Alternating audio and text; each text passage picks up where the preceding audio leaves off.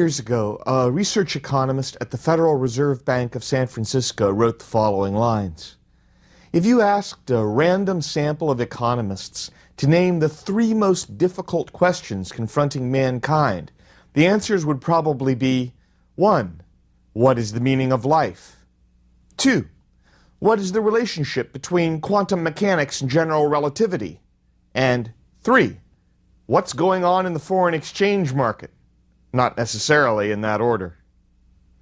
Anyone who has traveled outside of the United States has some good intuitive sense of what an exchange rate is. But why exchange rates are at the level they are, why their value changes, and what, if anything, should be done about it are difficult questions. Let's start off by clearing away some of the rhetorical underbrush that often gets in the way. The subject of exchange rates is typically discussed with some terminology that can be deeply misleading. Let's start with this idea. Everyone knows that strong is good and weak is bad, right? Everyone knows that in financial matters, appreciates is good, like when your house or the stocks that you own are worth more, and depreciates is bad, like when your house loses value. Well, exchange rates are a case where what everyone knows about stronger and weaker and appreciate and depreciate is wrong. When it comes to prices, after all, it is never clear whether a higher price is good or bad. Whether you favor strong or weak gasoline prices, for example, depends on whether you own stock in an oil company or whether you are pumping gasoline to put in your car. Producers always like high prices for what they produce. Consumers always like low prices for what they buy. Society has both consumers and producers. Indeed, most of us play both roles at various times. Now, an exchange rate is just a price. We're going to define the term. The exchange rate is the rate at which one currency can be traded for another. So when you say a strong dollar, all that means is that U.S. currency, the U.S. dollar, can buy more of other currencies. A weak dollar just means U.S. currency buys less of other currencies. Now, whether you prefer that a price is high or low, remember, always depends on whether you are buying or selling. If you're buying imported products, you like a strong dollar that can afford lots of other currency. If you're working in an export industry, which is selling somewhere else in the world, you might prefer a weak dollar. We'll get into that sort of logic more as this lecture goes along, but the point is that in the foreign exchange rate, it's just a price like any other price, and high prices and low prices just depend on where you're standing. In the foreign exchange market for currencies, everything is, as you would expect, a matter of supply and demand. Let's talk about who's on the supply side of a foreign exchange market and who's on the demand side. And in particular, I'm going to focus here on the market for the US dollar. Let's think about the supply side first. If you are a US tourist traveling abroad, you are supplying US dollars. That is, you want to give US dollars to the foreign exchange market and you want to receive foreign currency in exchange. Foreign firms that sell in the U.S. market earn U.S. dollars, like Toyota selling a car in the United States. But back home, where they produce the good, they need to have their own currency. They want to have, in the case of Toyota, Japanese yen. So they will supply the U.S. dollars that they earned by selling in the United States into the foreign exchange market, and they will exchange them for whatever their home currency is. Another source of supply is U.S. investors who want to invest in other countries. U.S. investors start off with U.S. dollars. They've got those dollars, but if they want to invest in, say, Germany, then they need euros. So they would supply their dollars into the foreign exchange market and get the euros they need so that they can invest in Germany. So on the supply side, you can think of those groups as providing dollars into the foreign exchange market. Now on the flip side, who's demanding dollars in the foreign exchange market? Well, it's sort of the other half of the three groups I just mentioned. You could imagine, for example, foreign tourists in the United States. They are earning or arriving with their own currency from whatever their home country is, but they're going to demand US dollars because that's what they need to spend in the United States. US exporters who sell in another country have earned foreign currency. They've earned that foreign currency, but they want to trade back to US dollars to pay their workers and suppliers in the United States. So they are going to demand US dollars in the foreign exchange market. Further, foreign investors who want to invest in US assets, in US stocks or bonds or real estate, they start off with their home currency and they demand US dollars because they need US dollars to buy the US assets. So you can imagine the foreign exchange market as involving these different groups of people involved in supplying and demanding currency. Of course, when we think about supply and demand in the foreign exchange market, it typically happens through financial intermediaries like banks. I mean, if you're a tourist in Mexico, you don't have to literally find a Mexican who wants to tour in the United States and swap money with them. Instead, everyone goes to the bank. The bank sort of acts as an intermediary, matching up these folks who want to trade their currencies. So the average person doesn't actually observe a foreign exchange market in operation. When the US dollar is stronger and can buy more foreign currencies, those who supply dollars are going to benefit, and those who demand dollars are going to suffer. When the US dollar is weaker and can buy less of foreign currencies, or equivalently, foreign currencies buy more of US dollars, when the US dollar is weaker, then those who supply dollars benefit and those who demand dollars suffer. Now, to try and make this distinction a little more concrete, let's think again and walk through each of our three groups. Tourists who are either from the US or coming to the United States, those who trade goods, importers and exporters, and those who want to invest in other countries, whether they're from the US and investing abroad or from abroad and investing in the United States. So tourists first. Imagine you're a tourist in another country and you're trading US dollars for other currencies. So you're a US tourist abroad. In that situation, a stronger dollar is great because it's buying more of the foreign currencies. So you sort of feel like you can buy more stuff when you're abroad. But if you're a foreign tourist coming to the United States, you want your home currency to buy a lot of US dollars. So you would prefer that the dollar be weak. And in passing, I'll note that if you're a US business that caters to foreign tourists, like say you're running a hotel and a restaurant in Florida where there are a lot of European tourists coming to stay, you like a weak dollar because that encourages more tourists from abroad to come and patronize your hotel and restaurant. Let's think about firms that import and export. Firms that produce US imports prefer a strong US currency, because they are earning US dollars. So you think about like Toyota. When they come over here to the United States and they earn US dollars, they like to have a really strong US currency because when they trade back to yen, they get lots more yen. And indirectly, US consumers should also like a stronger dollar because they're the ones buying the imported products. In effect, a stronger dollar means that US consumers can buy more of goods from all around the world. On the flip side, US firms that export abroad are going to prefer a weak United States currency and stronger foreign currencies because they are earning the foreign currency. After all, a US exporting firm pays its expenses in US dollars, it earns the foreign currency, and then it wants to trade back to US dollars. In effect, for an exporting firm, a weak dollar holds down the firm's expenses, which are incurred in dollars, and a strong foreign currency keeps the earnings up, since they're earning the foreign currency. Now, as a result of this pattern, a stronger dollar tends to hurt exports, tends to help imports, and either reduce a trade surplus or cause a trade deficit. A weaker dollar, on the other hand, tends to encourage exports, make it easier to produce and sell abroad or more profitable to do so. A weaker dollar hurts imports, it makes your dollar able to buy less in world markets, and it reduces a trade deficit or causes a trade surplus. What about foreign investors? Foreign investors in the U.S. economy like a strong dollar because the U.S. dollars they earn with their investment are now worth more. So they're earning dollars, they like getting more, so when they trade back to their home currency, they've got more money than they expected. However, a strong U.S. dollar can hurt U.S. investors abroad because U.S. investors abroad are earning foreign currency, and a strong dollar means when they convert back into dollars, they get less than they otherwise expected.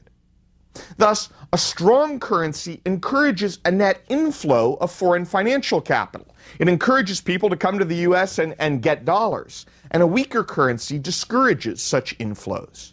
Now, this all sort of fits together. I mentioned a moment ago that a strong currency tends to discourage exports and raise imports and lead to a trade deficit. Here I'm saying that in terms of investment, strong dollars encourage capital inflows. And these are essentially the same statement. Because, trade deficits mean an inflow of capital. To put this point another way, a strong dollar encourages foreigners to invest in the U.S. assets instead of buying U.S. goods. So it encourages that inflow of capital. Conversely, a weaker dollar encourages foreigners to buy U.S. exports instead of investing in U.S. assets. And that leads to a smaller trade deficit and less of an inflow of foreign capital. So when we think about strong and weak dollars, appreciating and depreciating dollars, remember, it all depends whether you're a buyer or a seller. Let's now do some facts about exchange rates. Let's get a little more concrete about what exchange rates are and how they've changed over time. The world had 165 different currencies in 2003, alphabetically going from the Afghanistan Afghani and the Albanian lek, all the way through the alphabet to the Zambian kwacha and the Zimbabwean dollar. But the currencies that really matter the most to the U.S. economy are the currencies of our main trading partners. And what I have in mind here are some basic currencies for Canada, like the Canadian dollar, the Chinese yuan, the European Union euro, the Japanese yen. And for each of these, the currency and the exchange rate can get stronger and weaker at any given time. So in the news a lot the last few years has been the European euro. As of April 2005, there were 0.77 euros per US dollar, or to put it the other way, it took $1.30 in US dollars to buy 1 euro. In Mexico in April 2005, the peso was 11.1 pesos per US dollar, or to think of it the other way, it was 9 cents US would buy 1 peso. So you can look up these exchange rates in newspapers or at the Federal Reserve website whenever you like. The historical pattern of exchange rates over time is that starting with the end of World War II, they were fixed up until the early 1970s and then floating since then. Let's sort of talk about that pattern. The Bretton Woods Agreement in July 1944 created the International Monetary Fund and also the International Bank for Reconstruction and Development, which is actually usually called the World Bank. I'm going to focus on the IMF here. One of the jobs of the IMF was to fix exchange rates in one place. What actually happened is there was an international treaty where all currencies were convertible into gold at a certain rate. And the US dollar was convertible into gold at a certain rate. So all currencies were effectively fixed relative to the US dollar. Now, that system fell apart in 1973 for reasons we'll get into a little bit later on. And since then, exchange rates have been allowed to float, meaning that the market primarily determines the exchange rate and the forces of supply and demand with some occasional government intervention. Floating exchange rates have proven really pretty volatile, often rising and falling by 30% or more over a period of a few years. The Federal Reserve calculates an average exchange rate for the dollar, where it takes an average of all the exchange rates that are out there and it weights them according to how much trade does each country do with the United States. So big trading partners, their currency gets a bigger weight than little trading partners. Based on that average, the US dollar exchange rate rose 30% in value from 1981 to 1984. Then from 1985 to 1988, it fell 25%. Those are big swings. From 1999 to 2001, it was up 10%. From 2002 to the fourth quarter of 2004, it was down 20%. Now, of course, short-term movements within a day or a few months, or movements against individual currencies, have been even larger than this. But these overall averages should give you a sense that the currency really does jump around a lot, and foreign exchange rates can be highly volatile. In the long run, though, economists believe, exchange rates move toward what's called the purchasing power parity, or sometimes the PPP exchange rate. What is this purchasing power parity exchange rate? Well, it's the exchange rate that equalizes the prices of internationally traded goods across countries. Now, what exactly does that mean? Well, there's a group of economists at something called the International Comparison Program, which is run under the auspices of the World Bank.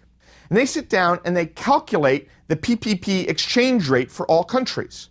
What they do is they look at a basket of internationally tradable goods, things like color televisions and wheat and oil, and they do detailed studies of what these look like in a whole bunch of different countries. Then they say, whatever the exchange rate is, that would be the PPP exchange rate, is the exchange rate we're buying that basket of goods will be the same cost in each different country. Their argument is that the exchange rate has to go to the purchasing power parity rate in the long run. If it was true that a whole bunch of internationally traded goods were cheaper in one country than in another country at the existing exchange rate, then somebody could make money by buying in the cheap country and selling in the expensive one. So that can't be a long-run equilibrium. It can't be a balancing point for the exchange rate. Eventually, buying in cheap countries and selling in expensive ones would alter the quantities demanded and supplied in a way that would lead the exchange rate to move toward the purchasing power parity rate. This theory of purchasing power parity also implies that exchange rates will adjust for differences in inflation between countries. Because after all, purchasing power parity is linked to the actual purchasing power of goods and services. If your country, say, had 5% higher inflation in this group of internationally traded goods every year, over time you would expect the exchange rate for that country to depreciate or weaken by 5% every year. In effect, your money's buying 5% less every year relative to other countries, so your currency will also buy 5% less every year relative to other countries. And that will keep the purchasing power parity exchange rate in effect. But in the short and medium run, exchange rates are often not near the purchasing power parity level. Instead, they fluctuate up and down quite dramatically. In the short and medium run, exchange rates are largely driven by changing expectations about rates of return, which can then lead to a lot of volatility. The total traded on foreign exchange rate markets in the early 2000s is roughly $1.2 trillion per day. 1.2 trillion with a T dollars per day. That's an extraordinary volume. Total global exports in the world economy are something like $9 trillion per year. Clearly, a lot of currency is being traded that doesn't involve the needs of buying and selling goods and services. Instead, it's about financial investment in one form or another. It's about people saying, what will give me a higher rate of return? An investment in the United States or in Europe or Brazil or in Russia? And the answer will depend partly on the existing rates of return, but it will also depend on what you expect exchange rates to be in the future. After all, if I'm a U.S. investor, it doesn't do me any good to go to Brazil and get a 20% rate of return if Brazil's currency depreciates by 30%. Because when I try and convert back to US dollars, that depreciation of the currency will more than offset any gains I had. So when people think about investing in other countries, they're thinking about, do I expect the exchange rate in that other country to get stronger? If I do think it's going to get stronger, I'm going to go put money in that country. And that behavior sets up a cycle of self-fulfilling expectations. If people think a currency is going to strengthen, they're going to go invest in that country. And as they go to that country and they invest in it, the greater demand for that currency will cause it to strengthen, as they were expecting in the first place. So people expect a stronger currency, they invest seeking a stronger currency, and then the result is the currency does get stronger. But this sort of cycle of self-fulfilling expectations can't go on forever. At some point, the exchange rate needs to get back to its purchasing power parity level, so it falls back. We called this kind of behavior a bubble before, where people are investing based on an expectation that the price will keep going up, not based on fundamental market factors. There's lots of little mini bubbles going up and down in exchange rate markets all the time. Well, what should be public policy with regard to exchange rates? One policy is, let the market determine the exchange rate. Just let supply and demand do it. And this is basically the United States policy with regard to exchange rates most of the time. The argument for this policy is, yeah, exchange rates go up and down. So what? Oil prices go up and down. Interest rates go up and down. In the rest of the economy, some costs like health and education seem to just keep going up. Other costs like computer and telecommunications technology keep falling. Prices move in a market economy. Get used to it. The difficulty with this sort of laissez-faire policy is that exchange rate markets are really quite volatile. Even if the mammoth U.S. economy can more or less just let its exchange rate go, it may be that there are smaller countries who are importing and exporting half or more of GDP. And they're just not going to be comfortable letting the exchange rate move that much. It has too great an effect on too much of their economy. Well, what happens if a government seeks to manage its exchange rate? If it wants to do that, it should generally seek a stable or a slowly moving exchange rate over time. After all, a stable exchange rate helps create a stable business environment for trade and for long-term investment. And the logic here is similar to some of the reasons for a low inflation economic environment. You want firms to focus on increasing productivity and thinking about their comparative advantage in global markets. You don't want firms thinking about how to protect themselves against exchange rate movements or how to profit as exchange rates go up and down. I mean, imagine if the U.S. economy had 50 separate state currencies. It would be crazy to trade between states. Essentially, a common currency across the United States is a permanent fixed exchange rate across states. A California dollar is equal to a New York dollar is equal to a Texas dollar. But this business of trying to trade with many, many different currencies is the reality for, say, Latin America or Africa, and it was the reality for much of Europe until the introduction of the euro changed things and made much of that continent under one currency. So a goal might be to try and keep the currency somewhat stable. It's sometimes proposed a nation should depreciate its currency to help its exporters become more competitive and create more jobs. Well, it's true that a weaker currency will help exporters, as we talked about, and sometimes it does make sense for a currency to decline in value, maybe because a country's been having relatively high inflation, so the purchasing power of its currency should diminish. But depreciating currency is not a road to economic growth and a high-income national economy. After all, a weaker currency makes exporters more competitive, essentially by paying workers less. It makes the money that workers earn worth less in international markets. Also, a weaker currency hurts all the firms that are purchasing imported products, like imported oil. And there's a lot of firms in that category. As a long-term strategy, you can't continually depreciate your currency. I mean, if some depreciation of your currency is good, where does it end? Are we saying here, if your currency was worth nothing, then you would be super rich? I mean, I suppose that just isn't going to make any sense. A government might seek to control exchange rates, and when it seeks to do that, one way of doing it is to try and use monetary policy. If you use contractionary monetary policy, then a country can raise its exchange rate, or its interest rate. If you raise your interest rate, that will strengthen your exchange rate because people will want to invest in your currency for the higher rate of return.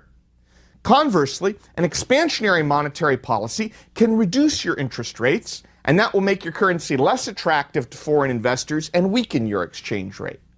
The difficulty, though, is if monetary policy is used for this purpose, then you can't simultaneously use it for fighting inflation or fighting unemployment.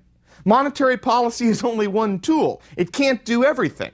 So a country which focuses its monetary policy on exchange rates may find that sometimes it would prefer to be using monetary policy for some other purpose.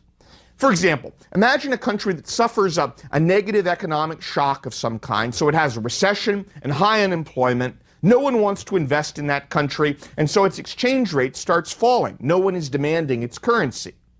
If they want to keep their exchange rate up, they'll need a contractionary monetary policy to make interest rates high and make their exchange rate and their currency more attractive. But that contractionary monetary policy will make their recession worse. And faced with that trade-off, most countries will try and help their domestic economy, not their exchange rate. An alternative method for government to try and affect exchange rates other than monetary policy is to buy and sell its own currency directly on foreign exchange markets.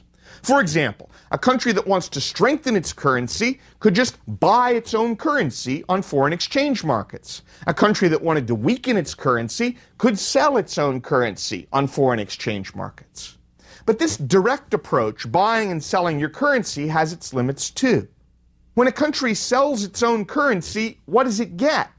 Well, it gets foreign reserves of some other currency, like the US dollar. What about if a country buys its own currency? If it wants to buy currency, well, it needs something to buy it with. And so it needs to have some reserves of a foreign currency, like the US dollar, in order to buy its own currency. Well, what that means in effect is a country can keep selling its own currency as long as it's willing to keep building up foreign exchange reserves. But at some point, this is going to look a little crazy. The country's just accumulating US dollars. On the other side, you can't buy your own currency forever. At some point, you run out of foreign exchange reserves to keep buying currency.